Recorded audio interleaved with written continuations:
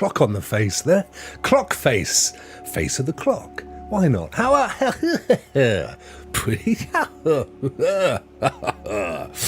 bit of French there, if you didn't recognise it. I'm sure you did. I'm sure we all speak French. Happy Wednesday, you gorgeous people. You absolutely stunningly beautiful folk. Yes, Phoenix, I'm talking about you. Yes, Mr. Rouster, I'm talking about you. Of course, I'm talking about you, Obi-Rose Kenobi. You beautiful specimens. It's good news Wednesday, where we just talk about good news. We don't want no bad news here today, folks. It's halfway through the week. It's the hump day. And what we do not want is bad news. No negativity, no aspersions, no derogatoryizationalism, none of that stuff. The music is meant to be soothing, and if you join it, if you conjoin it with my voice, with elongated pauses, I want you to imagine you're on a beach. The sun is beating down on your face. The gentle breeze wafting over your body. The sound of the waves as they gently undulate in and out, in and out. As they do, you breathe deeply in through your nose and out through your mouth.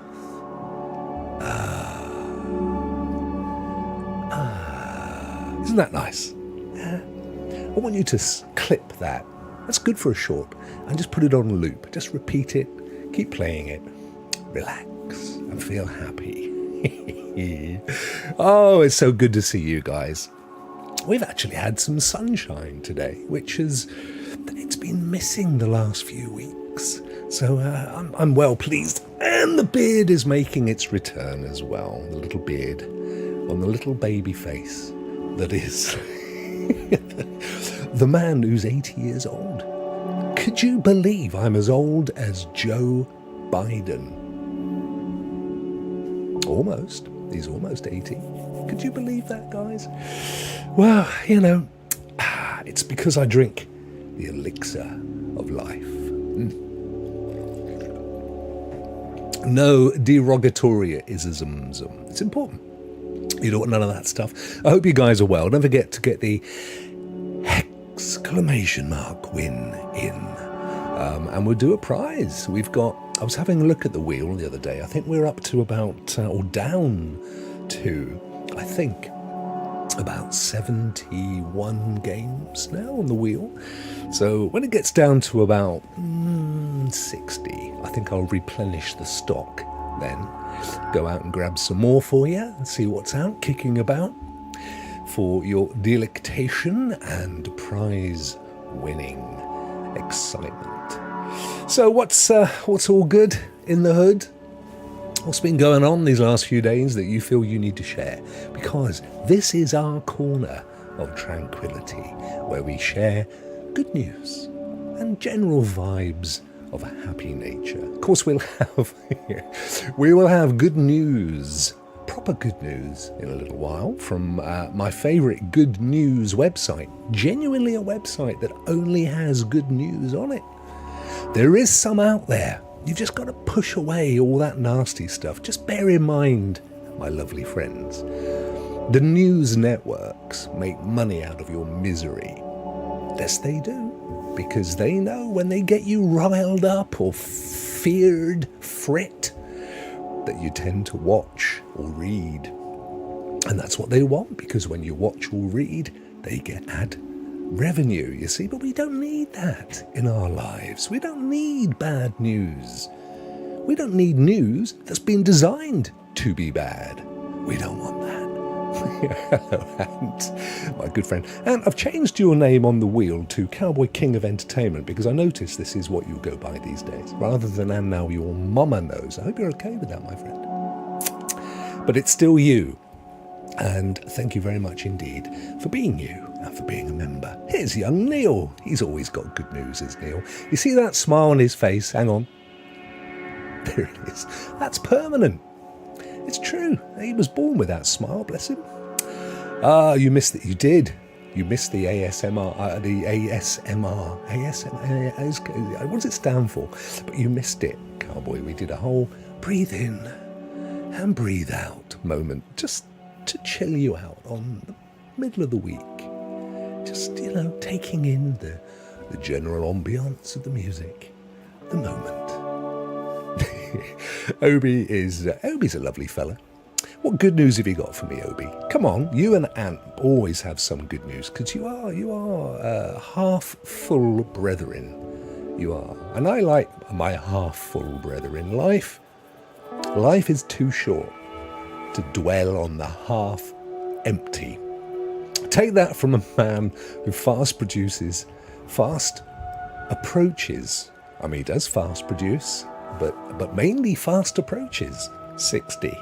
60, I tell you. I've got a couple of years left, but it's getting that way. Some great news here from Obi. Tekken CNT test on Friday. And I cannot wait, broski. Let's go. Vamos, Jugger. So Tekken it's kind of a hack and slash, isn't it, Tekken? I haven't seen Tekken for a long while, actually. What's it looking like these days? Let's have a look. Tekken CNT. I hope that's spelled correctly. On Steam. Tekken CNT. Let's try again. There we go. Videos of Tekken CNT. What does it stand for? Closed network test. Of course it does. Ooh, look at that. Oh yeah, that looks good. Do you know what? I just this is the time to be alive if you're a gamer, isn't it? The quality of games these days. I mean, in a sense, you kind of think to yourself, is it sustainable? To be able to spend all those hundreds and hundreds of millions of dollars on the production of games? I don't know. I fear for it, I fear for it in the sense that if all the games world comes down to subscriptions, which is kind of going that way right now, whether it's cloud or whether it's Xbox or Game Pass, or whether it's, of course, PlayStation Plus, kind of going down the subscription road. And I just kind of fear that the money's not going to be there ultimately to put that kind of cash in.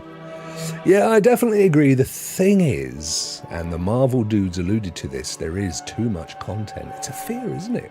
It's a genuine fear.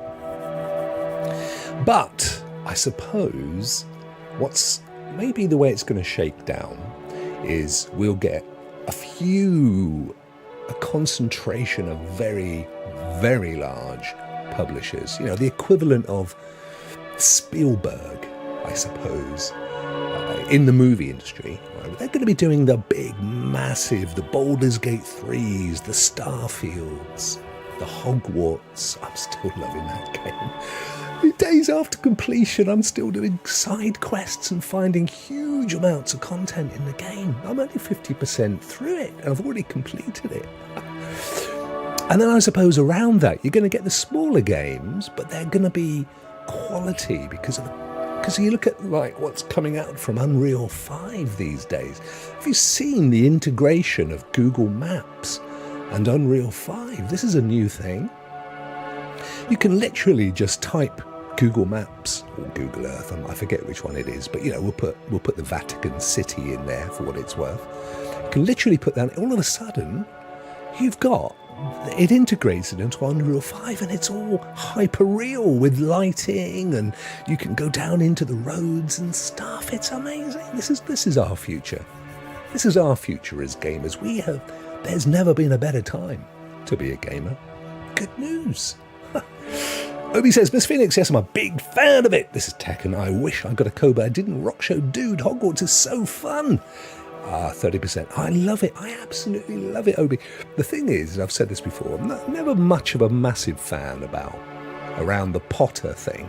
And that's not because it isn't an amazing story, that it's incredibly inventive, from the mind of J.K. Joe Rowling, who went to university in my hometown. It's not to take it away from there. It's just, I have a thing about classes, the class system. And of course, England specifically, very famous for its class system. You know, if you ask anyone around the world, they think of bowler hats and posh folk and kings and queens, and then the poor little chimney sweep and the poor little gutter snipe. And although the gutter snipe doesn't really exist anymore, truth is, it is kind of like that. I mean, there's still the class stuff. Oh, Vet, how are you, my friend? I tell you what, Vet, I don't know if you've noticed, I've got an itchy cheek. My cheek is itching me. That's not good news. It's great to see you, my friend. Vet, he's lovely. He has been doing so well on his channel, his cozy channel. So good. So good. Ant says, I'm fully satisfied with movies and games, and I don't have an issue with too much content because my interest limits the amount of things I like. Yeah, there's some good movies coming up. 21st, where are we? 19th, so a couple of days' time. Friday, I guess. We've got Oppenheimer. I'm really looking forward to Oppenheimer. Firstly, because it's a science. It's a science and a history movie, a biography, if you will. Plus, of course, it stars Cillian Murphy, who fans will remember from Peaky Blinders, only in a Midlands accent. And that was fantastic. What's Neil got? Neil's got some good news. My good news for the week was that my computer was completely corrupted and wouldn't do anything on Friday, but I managed to get it up and running. Success! Ha! I love that, don't you? I don't let tech ever get the best, ever. You've got to keep on battling with the tech and show it who's boss. Well done, my friend. Rock Show Dude, I can't wait for that movie. I love history, so this is going to be a great adaptation. And do you know the thing as well that I'm looking forward to about Oppenheimer is apparently no CGI. None. Zero. They didn't invest a penny in any CGI. It's all cinematics. It's all physical construction and use of lighting and pyrotechnics and stuff. So yeah, it's going to be so good. Who's the other guy? Who's the other fella that's in it? My friend is a Peaky Blinders actor. No. Is it? Well, like, how, what, who? That's one of my favourite shows of all time. He's also had some very positive news recently. I'd love to think there's another Peaky coming. No CGI? I thought there'd be no... Yeah, I know. Well, they've got the biggest explosion, kind of like, it's an atomic bomb-sized explosion. But no, apparently, I've read, which is quite interesting, isn't it? That sort of anti-CGI thing, because you're going to see it with AI as well, of course. At the moment, there's a big strike in Hollywood. Screenwriters and actors both out on strike, and not for extra money, but because they are very afraid, and I think rightly so, that both of their crafts could be undermined by the use of artificial intelligence. And we've seen already, there's a film at the moment being made starring James Dean.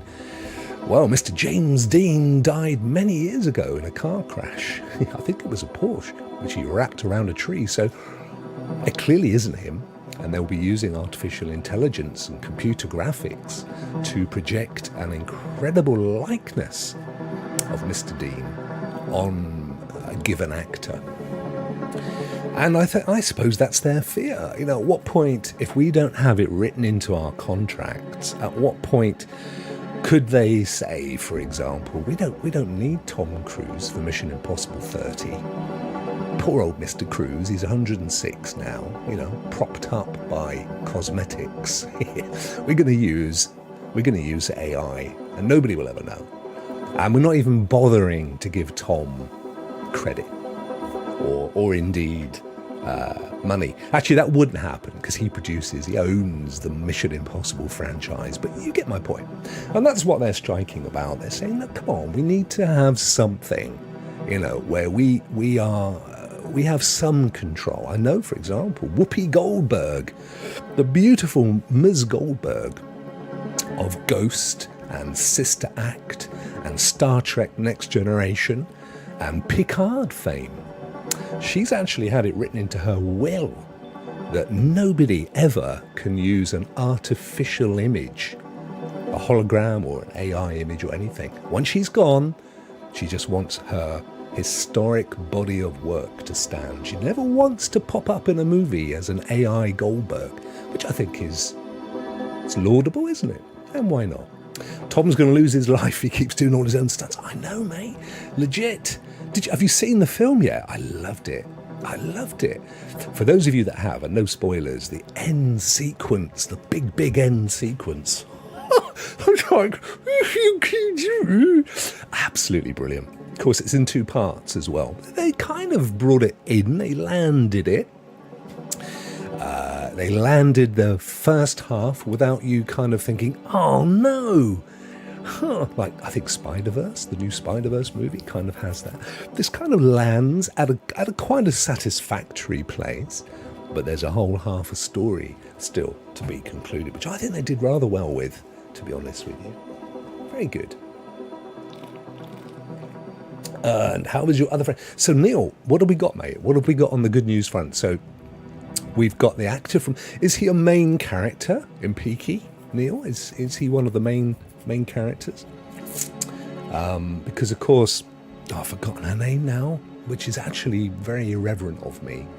But the lady who was married to the guy who was in Homelander, whose name I've also forgotten, and was Tommy's sister. She obviously passed last year, I think, of cancer. Very, very good actress. I mean, she's brilliant in Peaky Blinders, but if you've seen any of her other work, she really was a superb actress. That was a shame. That was quite sad. They kind of, wasn't it last year or the year before, they built it into the show, didn't they? Sort of managed to get it into the show. Rock Show, you got me typing, bro. That Spider-Verse movie was so great. That's all I've heard. Oh my God, I felt the pain of Gwen and Miles. My eldest has seen it. She's not necessarily a spider, but she said she thought it was fantastic. Ah, good morrow, Stuart, my good friend. We had you on the map yesterday, dude. I couldn't remember where you abide. And I put you down as Cheltenham, but only because I thought you were kind of in that rough area. Helen McCrory. Thank you, Sam. Absolutely right. Superb actress. No, not a main character, but shows up a few times every series. Oh, wow. I'd love that. I knew somebody who'd popped up in Game of Thrones a few times. Michelle, how are you? Lovely to see you. Hi, Rock. How is it? There's like a Chucky thing going on there, isn't it? I don't know. I'm sure it's not, knowing you. And I am very, very well. So yeah, we did a thing yesterday which was fun. I might just pop it up again, actually. Now that Stu's in the chat, if I can find it. Yeah, here it is. So what we did, I just need to sign in, and then I'll pop it up on the screen. Yes, there it is. Let me take you over to the map. Boop, there we go. So we did this yesterday, and in essence, what it is it's a little pin in the map for everybody in the chat and as many people as I could remember who are either members or subscribers, and pop in the chat where I know where most of them lived, or a lot of them. So I've added loads of names. So, for example, we have my good friend Primo, Leo, and he resides in, I think it's Oahu.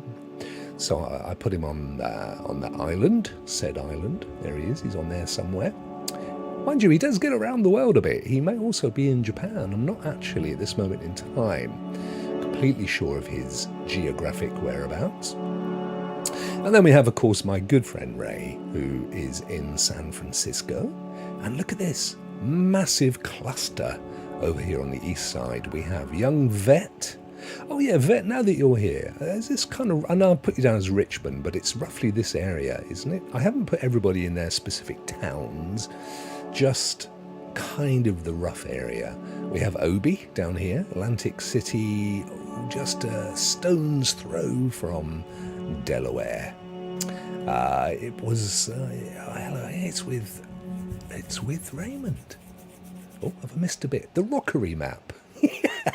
Yeah. Adam's up here somewhere roughly in North Jersey. Actually, I think he's probably up here, around that area. We have Purple and Queen Rach in New York, New York. And then over here, and this is a bit of a rough one, but we have Reva the Beaver somewhere around here, and Crystal. No, they're on top of each other in a nice way, which is why we aren't seeing Crystal, but they're in the same place. We have what's Aaron? There he is. Aaron's in Manchester, England.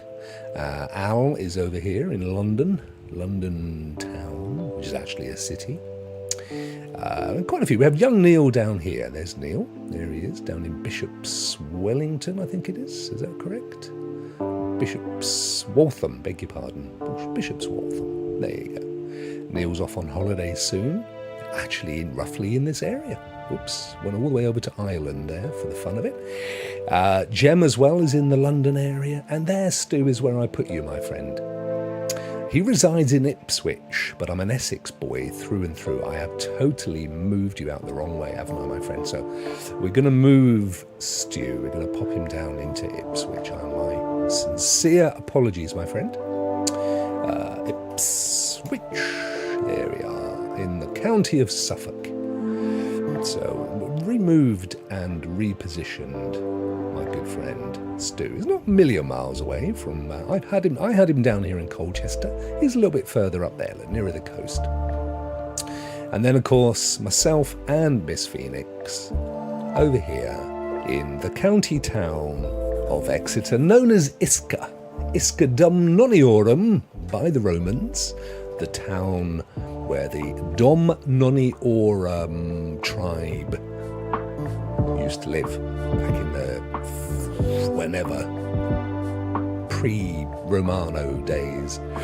And then over here in Europe, we've been building it up very slightly. We have War Master, who is in the Netherlands. We have Phipps over here in Germany, and Gizmo Duck in Austria, and Barkley, who won yesterday, also in Germany. So we've been slowly building it up. And here's young Ron. Young Ron the Slush. He lives on planet Stadia. Unfortunately, if we had a map of the solar system, or even the universe, we could include Ron. But planet Stadia is a long way away. So far away that when you look into space at planet Stadia, you're actually looking at about September 2022. It's that far away. What else we got? Anybody else want to be added to the map, or have it maybe put them in the Bermuda Triangle? Wow, yes, that's a good idea actually. Where's that? It's down around here somewhere, isn't it? Just something around this area, you think? Do you think we should put him? Oh look, there's Hamilton. Wow. Do you think the inhabitants of Hamilton, do you think that they have the movie, the movie of the musical, do you think they have it on kind of repeat play on their local TV channel? That would be so good. I love that. I'd love to go and see it live actually. My daughter put me onto it originally. When I first heard it, I thought, I don't know, it's a bit young folk. But now I love it. They know all the words. We sit in the car and I go, I fancy putting on a bit of Hamilton. So I put on a bit of Hamilton, and they're sitting there going, I'm thinking, how do you remember all these words? Ohio. Oh, look at this. Let's put the show in Ohio. Let's do it. So we do a quick ad, and then we go Ohio. There's somebody else in Ohio. I'm trying to think who it is. And we'll put down your avatar name, although I know it's not your actual name. It's your surname, isn't it? There we go. And we'll give you a green arrow thing, pin, and we'll pop you into Ohio. Again, largely on the East Coast, moving into the centre. But very much, this is quite interesting actually. So most of the folk over here are enjoying either a midday or thereabouts time for the show, whereas my good friend Raymond over here, he's coming up to about 9:30 in the morning. Look at that. As soon as I mention his name, my friend arrives. How are you, brother? Great to see you, dude. Great to see you. Ray was playing some Snap earlier with young Kirk. You see Kirk on Rock Show last night? Young Kirk on Rock Show was playing Snap with Ray, as they said they would on the show, actually. So, yeah, I hope you saw it. And if you didn't, go back and watch. I think, if I remember right, you're playing on Twitch, weren't you, Ray? It was Twitch this morning, I think. So that was good. Primo is in Japan. Thank you. I thought he might be, because I haven't seen him around for a bit. So we ought to... where are we? Japan. Let's make our way up here to Japan. Where's Japan? Is it there? That's Japan, isn't it? Singapore. Oh, I'm going to embarrass myself now. Here we are, Tokyo. So let's do a quick ad. We'll give Primo. We'll give him Japan. We'll call this. We'll actually put his name down so we can differentiate. There you go. We'll pop it and we'll give him a yellow badge for this one. There we are. Well, do you know, that's fascinating because well, I guess it depends. Where does East start and West? Where does East start and West finish, if you think about it? I mean, I always kind of say, oh yeah, you go off to the east from where I am, but if you were Ray, you'd be saying, no, he's west. You see my point here? I mean, kind of east cancels west out, doesn't it? On a circle, on a globe. So I don't know what point. Something that's east for me is west for Ray. So is he east or is it west? It's relative. It depends on where you are in the world, doesn't it? It do. He's residing in Hawaii, but he's in Japan. That is it. Absolutely right. Which is why we have him in these two places. He is the only person currently on the map that resides in two places at once.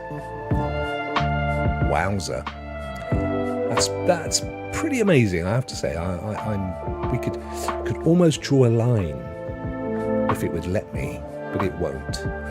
So I'm not going to do it. That is so cool. That is so cool. And Ray went from North Carolina to California.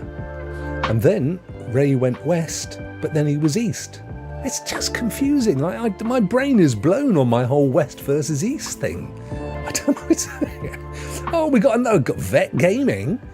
So Cozy, Vet Cozy Gaming. Is it Vet Cozy Gaming or is it a new Vet Gaming? See, now I've got my mind blown over vets. It was east, it was west, it was vet, it was vet. I don't know. Mind blown. Mind officially blown. But it's good, isn't it? It's all good news. At the end of the day. What was that? What was that? ND Tail 6. What? What's that? Now you're blowing me again. No, it is. Look, it's non-cozy. It is Aaron. It's my good friend Aaron.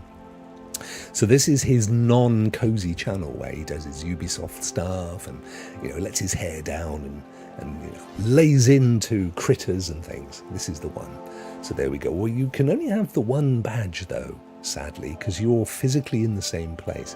And Primo's not, but he is, if you see my point. He's kind of can be between the two. Adam's getting in with the exclamation mark win. Good work, my friend. I was forgetting all about that. You have 13 minutes. Oh, Thailand too. Thailand. Who's in Thailand? Now, there's a country that I'd love to go to. I'd love to visit Japan as well, actually. I have been to Hawaii. So here's the thing. I can honestly say that I have been to where Primo lives, and I have been to where Ray lives. Oh, I did actually think, Ray, that... Oh no, I've reached my limit on 30 pins. We might have to destroy Primo in Japan. But of course, Kevin lives very close to Ray. Radiator guy, whatever it is. So we could add him in. But I think we could. But I can honestly say, I've never been East Coast. I have been, of course, I've been to Florida. But I have never... Oh, and I've been on the Keys a couple of times. We were at the Keys recently down here at Key West. We were down there. Not too far from Cuba. Havana, there you are. There's Cuba down there. I'd like to have gone to. I would actually have liked to have gotten a little boat and gone to Cuba, but we didn't. We didn't have the time. And there's the Cayman Islands and Jamaica. I haven't done any of those places. So next up on my trip to America, it's got to be this side of America. I have done San Francisco. I have done Los Angeles, and I've driven between the two as well. And I have been to Seattle, and I've been to Vancouver, which I adored Vancouver. It's a beautiful place. So I've done this side of America. I need to do this side and all points in the middle as well. Wouldn't mind doing a little bit of Mexico. And then I've got a whole continent over here of Europe that I've done France, I've done Spain and Portugal, Italy and Greece. But there's so much more of it. And my ancestors are from Poland and Latvia. So I've got a lot of area there to make up. And I want to pop over and see Bjorn as well. My daughter's been to Denmark, so I'd love to do that. She loved it there. And of course, Martin, happy gamer, lives in Norway, Norvège. He's over here somewhere, which is a little bit north. I mean, go right up. Sweden, you see, Sweden goes all the way up here. And all the time it's joined with Norway. And then Norway breaks out and comes up here, right up into the frozen north. Finland, and then Finland borders Russia. So it's fascinating, isn't it? There's St. Petersburg, and of course Moscow, and then there's our friends in Ukraine down here. It's good to pick up a map, guys, every so often, and you know these places because you hear about them in the news all the time. It's really good to pull out a map and go, oh right, I didn't realise that Turkey was right next to Syria, you see, or indeed Georgia. So Bulgaria, it's great. There's Sevastopol, which, if you watch Mission Impossible, that will be meaningful. Indeed. It's all good. Ryan, how are you, my friend? Get him in, dude. I have ancestry from England and Ireland, says Adam Rouster, and Czechoslovakia / Russia. People usually recognise the Eastern European in me, facially. Yeah. It's interesting, isn't it? It's worth popping out a map. And of course, it depends when your ancestors made their way to America from, say, for example, Czechoslovakia, because you don't have to go back too far, and the whole map of that area was, Poland, for example, and all around there would have been known as Prussia, and would have been part of the greater Russian Empire. You see, and then after World War I, a lot of it got carved up. It got further carved up. Eastern Germany became part of Russia. After World War II, for example, there's a lot of stuff. There's a lot of, depending where you were, Chechnya. It's all changed over the last few hundred years. So it is fascinating, very, very, very much. So there you go. Well, that was fun. I love it. Vet's family heritage is from Germany. Yeah, I could see that in you, brother. Italy, Greece, Russia, Ireland, and Romania. Wow, you got some blood going down in there, mate. So Romania is, of course, Romania also encompasses Transylvania, home of Dracula.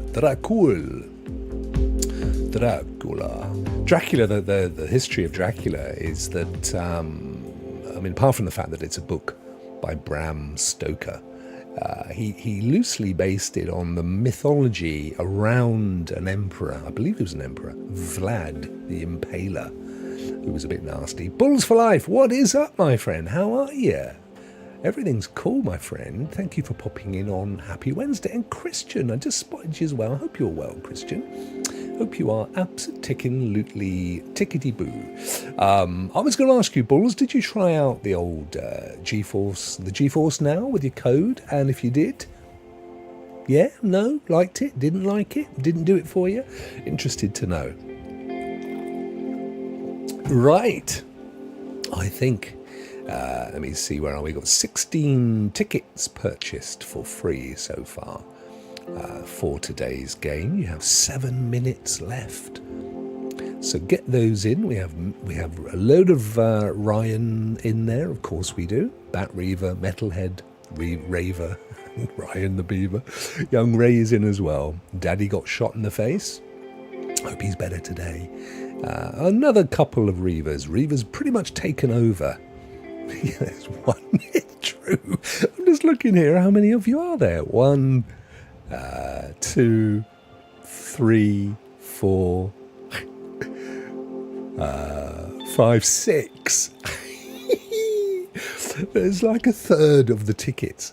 Hello, Al. How are you, bro? Al is amazing, ladies and gentlemen. If you're not aware of Al, he's Code Z or Code Z, depending on your proclarity, on Twitter. But he writes and composes the main theme music for this show and also Rock Players. And also shows with our good friends over at Helix Gaming as well. Very talented young man indeed. Thank you, my friend. Thank you very much for everything. Long live the Beaver Army, says Ryan. I love it. It makes me chuckle every time. Every single time. Getting over being sick. Oh, bless you, Christian. Ugh, almost to Tulsa. You were sick all the way to Tulsa, or you are travelling to? Yes, Bulls for Life enjoyed it. Oh, that's good news, my friend. Excellent news. So Vet says, my grandpa's side of the family got booted out of Germany when when it was a kingdom. My grandpa said it was because the people didn't like our family taxing them. Why was your family taxing them? So I'm guessing, okay, so my guess is that you are probably, or your family were Jewish. Mine were, my not now, not in the last couple of generations, but they were historically. And they were probably were either bankers or property owners, because there was a huge amount of hatred towards Jewish people of the Jewish persuasion. And the joke of it is, and I do think it's a joke, was largely around the fact that Jew, the word Jew in German is Judah, and of course Judas in the Bible, from the same derivation, was given some silver by the Romans, and he kissed Jesus, and of course that gave him away, and they put him on a cross. For me, the bizarre thing about that entire story is it wasn't the Jews, the Jewish faith, because bearing in mind, Jesus, Jesu, however you want to pronounce it, was a Jew. He was Jewish. He was not Christian. Christianity is a derivation of Judaism. It came later. So the entire Jewish faith, of which Jesus was one of them, was then damned for the rest of history based on the so-called act in the Bible, which may or may not have happened. It's almost certainly apocryphal. And the truth is, it was the Romans that killed Jesus. They're the ones that had were looking for him and wanted to punish him and put him on a cross and killed him. Not the Jews, and yet the Romans have got away with it. Nobody ever condemns the Romans. No. Good Catholic stock, the Romans. They get away with it in history, and the Jews have been penalised ever since. Now, that's put to one side what has been going on since the 1920s. But certainly, the faith itself has been much maligned. And a lot of it because they have been historically very, very successful business people, and therefore a lot of jealousy in and around. I myself, I'm not Jewish. I was certainly christened into the Church of England, but my grandmother on my father's side, certainly her father, and see the way it works in the Jewish faith is that it's passed down through the female, through the mother. So in the case of my grandmother, she didn't take up the faith, therefore it ended there. It could go and become Jewish if I wanted to, but it kind of technically ended at that point. But it's a shame how, I always think it's a shame how that's kind of gone down. When Germany was made up of kingdoms, My grandpa's side of the family had control of a few kingdoms. Well, this is all very fascinating. How much of this have you made up there? From kind of around the fireside chats that you heard. You need to do some genealogy. Have you done some genealogy? Rokk, a historian taught me this. While it was the Roman hands that did kill him, it was the Jewish voice that sent him to the cross. Yeah, well, see, that was no historian, my friend. That was a theologian. That was a religious take. Firstly, you have to agree that it happened. And there's actually sparse historical information around that particular event. For example, we celebrate the birth of Jesus in December, but all historians absolutely believe that the person who we call Jesus was born in July. So there's a lot of stuff in there. As I've said before, what you have to do, and I think this is really important, is you have to approach the Bible not as a piece of history, but as a rule book for living a good life, if you get what I'm saying. It never exactly says when he was born. We just celebrate it. Yeah, and the reason we celebrate it then was because the Romans, in order to spread Christianity, they would meld it with local, what they call pagan, what we still call pagan, but I don't particularly like that word. I mean, it was whatever the local religions and beliefs were, and they would bring those together. So there was a celebration around Easter time that was about new birth and about harvesting crops, and we're through the winter now. We can look forward to, so they brought that in. They brought Easter in around the celebration of Jesus, and so on and so forth. And my point again is that you mustn't look at it as a point of history. You should look at it as a series of apocryphes, of stories, of ways to live life, as indeed did as did the character of Jesus. I mean, he spent his time, and so did his disciples, going around and saying, I'm going to tell you a story about a man from Galilee, or I'm going to tell you a story about a good Samaritan. And it's not necessarily that it happened, but I want to use these metaphors to get my point across. And I think if you approach any religion that way, that's closer to what the original, the origins of those Bible. What's happened, of course, is that it's seen as an absolute fact, and it's used. Those facts are used to the detriment of some, and I think that's a shame. So, as it's Good News Wednesday, let's go and have a look at some good news, shall we? This is my favourite good news website, the Good News Network. It actually is called goodnewsnetwork.org, and we're going to have a little looky-poos. Look at this, is a nice one. A farmer saves a sickly leopard, a gorgeous animal, by carrying it to forest officials on his motorbike. Let's have a look. I don't know if that's the said leopard, or it's just a stock image of a leopard. A Persian leopard, part of the Asian leopard species. I think there is Leo in the Italian, in the Latin name for leopard. Hence the leopard bit. Leo the lion, and I think Leo in itself has some kind of Latin derivation to do with a large cat. Oh look, we've even got good news music coming up. Last Friday, it was believed a young farmer had been caught in the act of leopard poaching in India, a crime that's easy to believe based on the amount of animal-human contact in rural areas of the country. In reality, the film of the 25-year-old man driving his motorbike with a leopard hog-tied over the rear wheel came out as evidence of him actually saving the leopard's life. The man, Venugopal Akamata, from the Hassan district of the Indian state of Karnataka, found the juvenile leopard lying unconscious in the corner of his field after observing the feline for some time. Mr. Mathu concluded it was not well, and summoning up his courage, he decided to intervene. Face to face with a big cat, he realised it was too exhausted to move.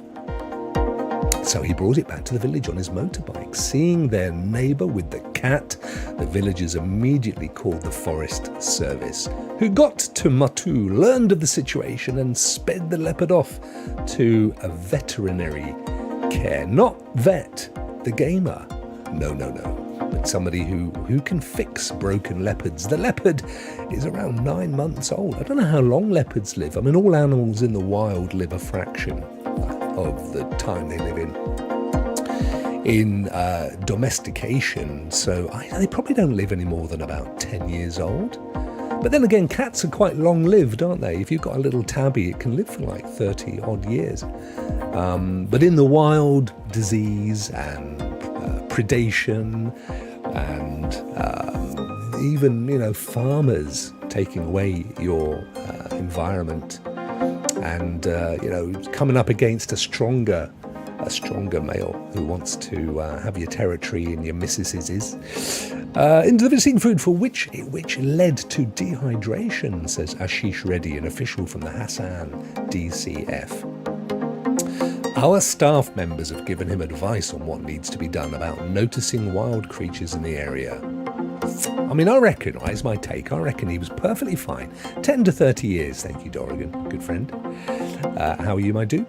I reckon he noticed this leopard, slapped it over the head, and then thought, I'll take it in and see what I can and sell it for. And as he's driving along, he notices that it's still alive. So I didn't know. It wasn't very well. All right. We'll believe you this once. Human-animal conflict, particularly involving charismatic animals like elephants, tigers, and leopards, is always a major challenge for Indian communities and states to try and manage. I saw a beautiful photo yesterday. I wish I'd kept it to show you. It was like a drone, an aerial footage of a family herd, because herds of elephants have a matriarchal society. So normally it's a grandmother at the head of the herd, and then mothers, and then they have a couple of bull elephants, fathers and grandfathers. But they're kind of like lions. They're not it's the matriarch that's the head of the herd. Anyway, they're all lying down. It was gorgeous to see, lying down, and then they were all fitting into each other like a little puzzle, like their bodies curving up against each other and little babies kind of huddled in, and obviously to keep warm. It was a beautiful photograph. I wish I'd kept a copy of it. The story is a heartening reminder. Oh, look, here we go. We've got film of Matey with his leopard on his back. There we go. There he is. Just in case you didn't know that there was a motorbike, someone's put a nice big circle. Was that it? God, blimey. Let's go back and see what we can see here. Here we are. Oh, there it is. Hang on, let's go. Let's pause it again. Let's pause it. Hang on. There, look. You can see it. Oh, can't get any better than that. Not really. Let's get rid of that one. So you can just see that thing hanging off the back there. There's its tail. See, my fear is that he did as much damage with that poor thing on the back of his bike. Now that to me looks like he's literally tied its legs up. I reckon he thought it was dead and he'd go and see if he could get some. Hello, Sean, how are you, dude? I reckon this guy thought, I found a dead leopard. I'm going to take it in. Doesn't look very old, actually. You can see when they said it was 9 months old. So he's thinking to himself, I'll take it in and I'll flog it. I reckon I'll get a good couple of rupees for the fur.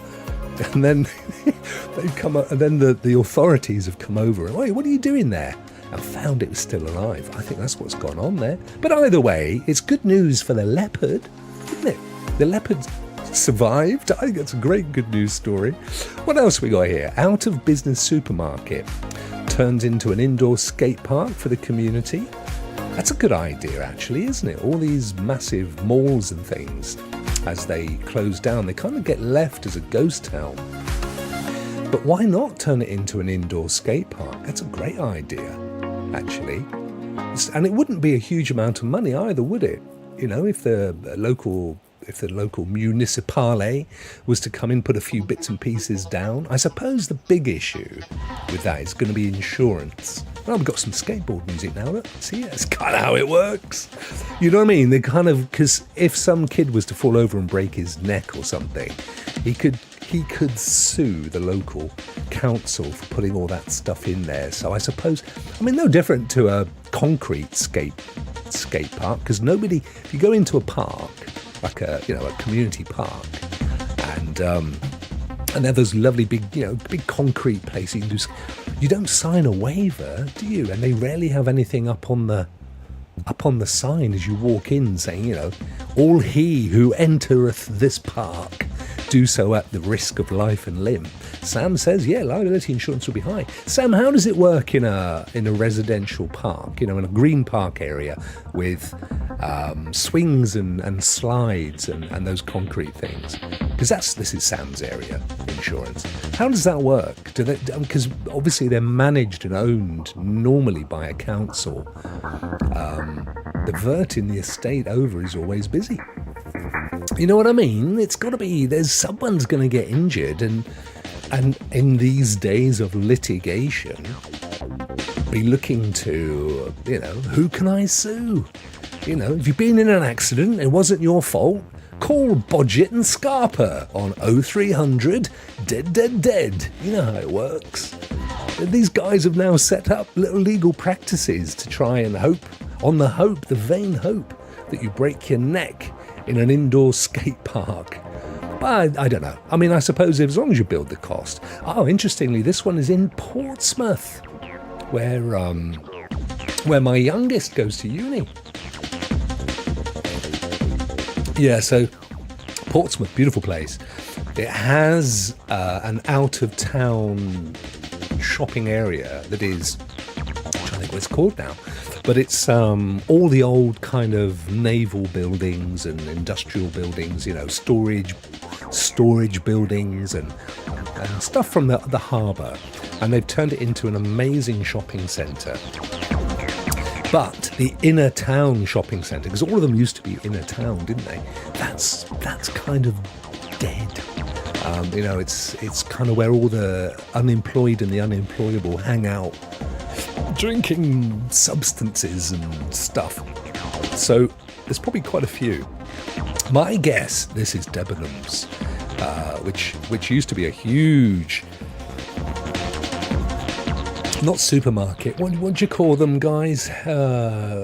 Department store in the UK, and they closed down relatively recently, a few years ago now. So that's my guess. It's probably the old Debenhams there. And they've gone, no, I think it's a great idea. So anyway, open to skateboarders, BMXers, scooter riders, rollerbladers. Oh, it actually says an abandoned Sainsbury's. That's interesting that it would be a Sainsbury's. In the UK, so it's obviously a property they didn't own. Has become a community skate park. The Pitt Street Skate Park in Portsmouth, about 70 miles southwest of London, is located in the city centre, as I suspected, as a way to help unlock long-term regeneration opportunities. I think it's a great idea.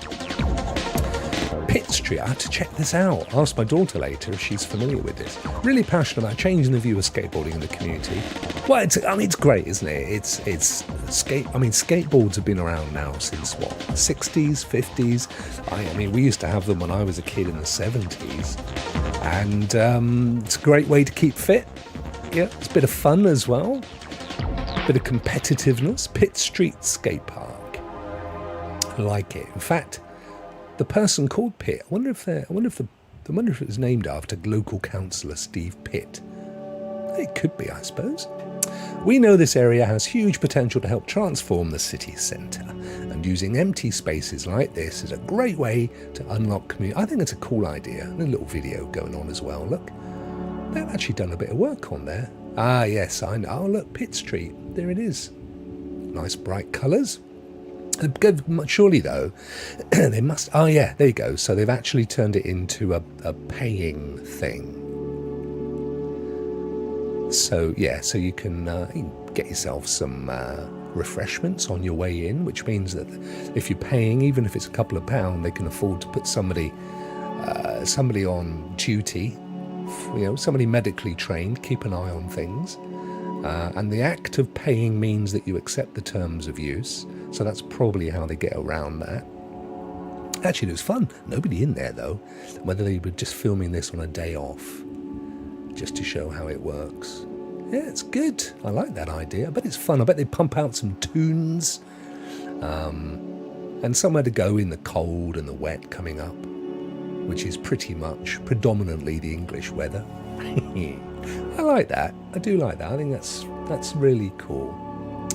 Wait, y'all lawyers do this? Yeah, mate. It started with you guys. It's made its way over here, sadly. Not quite as bad, to be fair, but yeah, it's happening. Watching Rock with y'all and chilling. Bless you. With Crystal. Oh, that's nice. I love it, my friend. I hope Crystal had a lovely birthday yesterday, by the way. If this place doesn't have the THPS soundtrack, I am out. Dorrigan, are you a skateboarder? I can imagine you are. I don't wish to surmise, but I could see you, even if you don't do it now. I bet you were in the day. You've kind of got the fit physique of a skateboarder, so I wouldn't be surprised at all, my friend. Right, we'll have a look at one more, and then we'll go and do the wheel. What have we got? These ancient Chinese sky whales are keeping homes cool by learning from the past, and we've got prehistoric axe factory found in Britain triggers search for more artifacts. Fossil hunter finds a 4-foot-long mammoth tusk sitting in plain sight. Deforestation fell 26% in Colombian Amazon last year since peace and reconciliation with the rebels in the FARC. Well, that's good news. That is excellent news. Paris Olympics, I'm going to be there next year, gets 11,000 stadium seats made of recycled plastic. Oh, that is good. Yeah, I could well be sitting on one of these next year.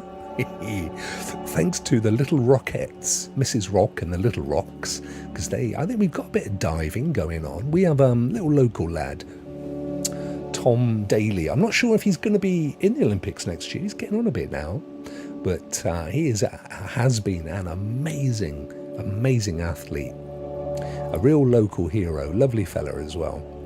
So I don't know if Tom's going to be in the Olympics next year, but certainly we will be doing some diving, and I think we've got some equestrian, a bit of rugby as well, which is awesome. We've even got one of the sailing events, which we have to travel by train down to the south of France. Looking forward to that. Yeah, I thought he may have done, Dorrigan. Thanks, buddy. I did think he had. I couldn't remember exactly, but yeah, he was superb for the sport. Absolute gent. So yeah, this is good. I'm getting quite excited for this, although we haven't yet booked travel or accommodation.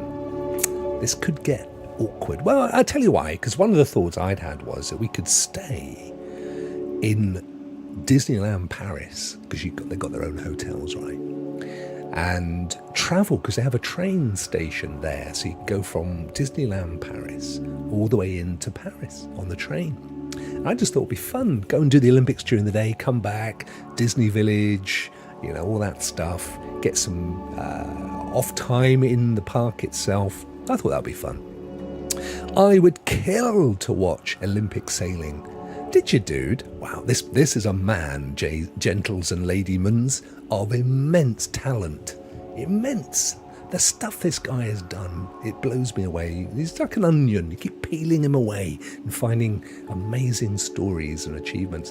Adam says, Neil J., I've heard of some companies going to 4-day work weeks. Yes, each day is extended. Well, I don't know about extending the days, but certainly there's a couple of things going on in the world right now. They're trialing the 4-day working week.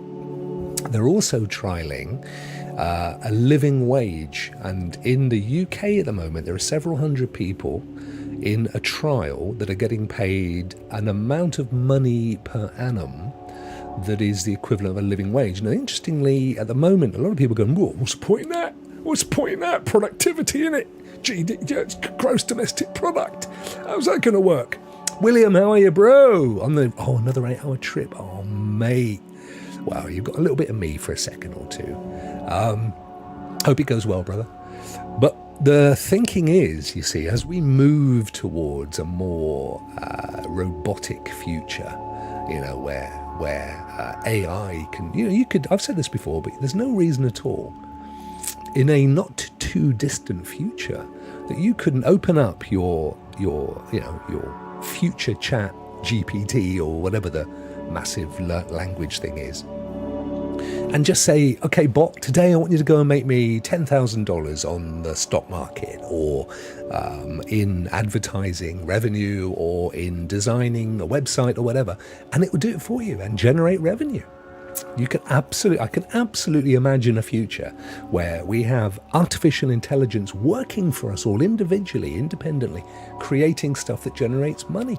Or as a nation, we make so much money. And there's precedents for this, because I think it's Finland, certainly, or is it Iceland? One of the Nordic countries makes a huge amount of money out of thermal energy, so much so that they put it back into the country. They actually sell it offshore. They sell the energy off to other countries. They make a profit, and that money goes in and subsidizes taxation in the country. So all the people of that country get money back. And it also happens a lot in some of the North African oil states. There's one or two countries, is it Qatar? I forget which one it is now. They make so much money. It's not a huge country. They make so much money from oil that nobody actually needs to work. And they give financial subsidies to people in that country, thousands and thousands of dollars a year. Because the country makes so much money, it may as well give it back to its people. And that's what happens. And I can imagine a time where, if you're technologically set up for it, Unitrix, hello buddy, the country could be making so much money from artificial intelligence, deriving services and stuff, or individuals, that money becomes almost a construct. It's just a thing that trading, and it's not. We'll be looking back. I mean, this is a bit utopian in fairness, and you know what? Humans get in the way, don't they? It never actually works that way. But in my little utopian, and it is Good News Wednesday, in my good news utopian future, there's no need for money anymore, because we can just generate what we need. Imagine a future like on Star Trek, where you've got you can go up to your little replicator, I'm trying to think what they were called, and you can make anything you want. There's no need anymore to produce anything, because you just make it like a super advanced 3D printer that uses atoms to create, at the atomic level, to create any food you need, any materials you need. And we all live in this utopian world. Who knows? It's Good News Wednesday. We can dream, can't we, guys? Right, let me grab all of the names in the list today. And we have, how many have we got? 20. 20 names. Yeah, it's a thing, isn't it? No need to fight or kill or hurt people. I totally see it. And I'm seeing, I can't speak for America, but certainly in my country, there's two things, and something I'm always saying, I absolutely know about the history of slavery in the world and Britain's part in that, particularly the royal family. Look it up. The Royal African Company, I believe they were called. But the thing is this, in England, our slaves in that time, when you guys had them in Virginia and the colonies and Florida and so on, we didn't have them in the country. Our wealthy, and it's all about that 1%, not the ordinary people, same as in America. The super wealthy had their slaves in America, in the Bahamas, in India. They didn't happen here. So we don't have the same cultural issues that exist, where obviously the millions of people after 1860, whenever, technically were given freedom. Of course, it didn't kind of work that way. But we don't have that because we didn't have slaves in this country. Not in that sense. So we don't have the same kind of cultural hang-ups. But the thing that I've noticed, particularly with my daughter's generation, is there's just total acceptance of people from a different ethnic background. It's not even a thought, it's just happening.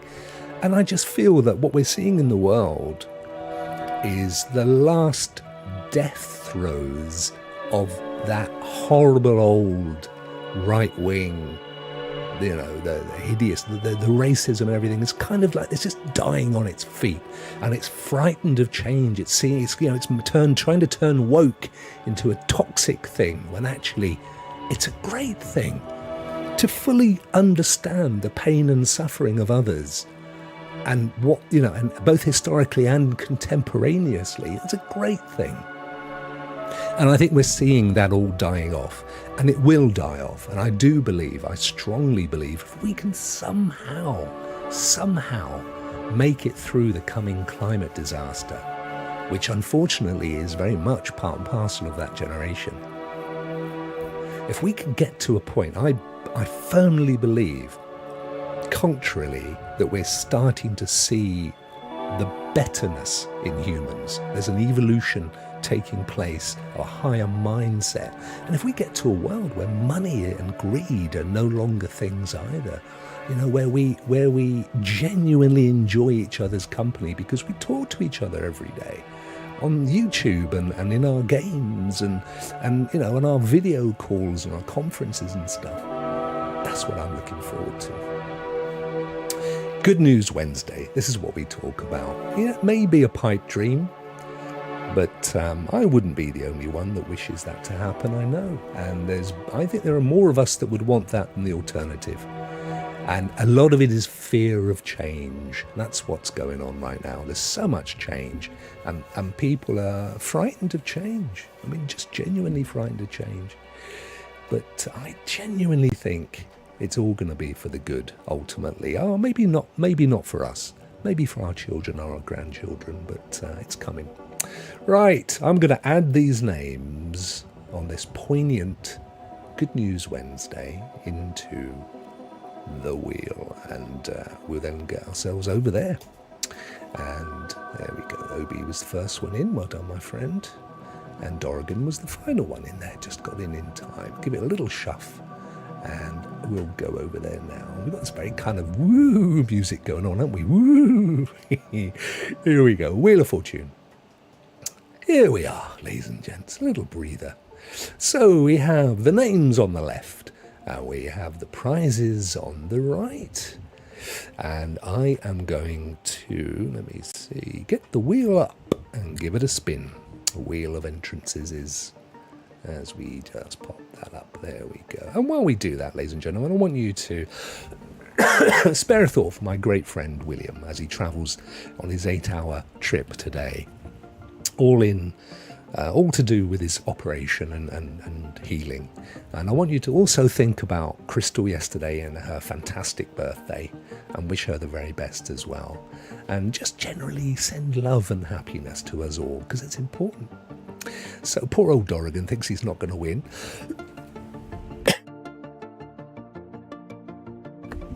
You never know, my friend, but I do hear you, brother. I was only thinking the other day, I need to do a Dorrigan spin with just your name on the wheel. Prayers for the sick, absolutely, my friend. Absolutely. Right, I'm going to spin it, and I'm going to wish you the very best of luck, Dorrigan. You never know, my friend. Here we go. Oh, it's a big theatrical piece.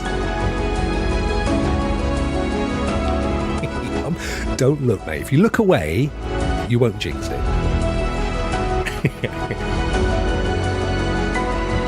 Well, where is he? I'm trying to see where you are. Hang on, have we gone past? Or are you in the limbo silver piece? Well, it's going to stop on Dr. Funtime. I'm absolutely convinced. Yes. So, Dr. Funtime 1. Thank you very much. Please get in touch with me on Discord, on the Rokk Show Discord. There should be a link down below in the description. If you can get in touch with me, I will we'll do the pull now. We'll do the next one in the sequence. And what are we going to do? We're going to do the games. Whoops, didn't mean to do that one though. Whoops. Let's take it back. That's all good. Right, we are going to do the games. And this is what you will win. It'll be a Steam code. We do have Oh, it's you, is it, Reaver? Another one of his. So it's he had 7. Wow. Look, ladies and gentlemen, there's no rule against it. You can all set up 7 accounts and subscribe. I'm very happy. Set up 1 million accounts and subscribe to me. I'll be very happy with that. Just as long as I don't get taken down. Spin again, says Dorrigan. Oh, bless you, dude. I tell you what. There is precedence for this. There is precedence for this because Dorrigan's been going through a little bit lately. I'm not going to go into detail. But I'm going to do 2 spins today. One for Reaver, because he's a cheeky chappy and I do love him. And one for Dorrigan. There you go. So, my friend, you can have a special gift on me today. Because, it's Good News Wednesday. And if I can't spread a little bit of love and a little bit of cheer, what's the point calling it a good news? Eh? Rubbish, says. He wants to do it in an English accent. Rubbish. Rubbish, old bean. Let's do it. Right, first one for, what was he called? Dr. Funtime. Oh, it's so good. In fact, this could be a song by Dr. Funtime. No, it's not an insult, my friend. Not at all. How can I even see anything as an insult for you? So the first one for Ryan Reaver, Dr. Funtime, is going to be... it's going to be the Great Art Race, ain't it? There you go. Now, I don't know if you're into art or racing, but that's almost certainly, it's going to be fun. None of my games are rubbish. Art race. Right, well, I know where you live, so that's good. Let me give it a shove. Ladies and gentlemen, for the first time, and it's Good News Wednesday, we are going to draw for Dorrigan. Here you go, my friend. You get a hyper special Dorrigan only theme tune for this.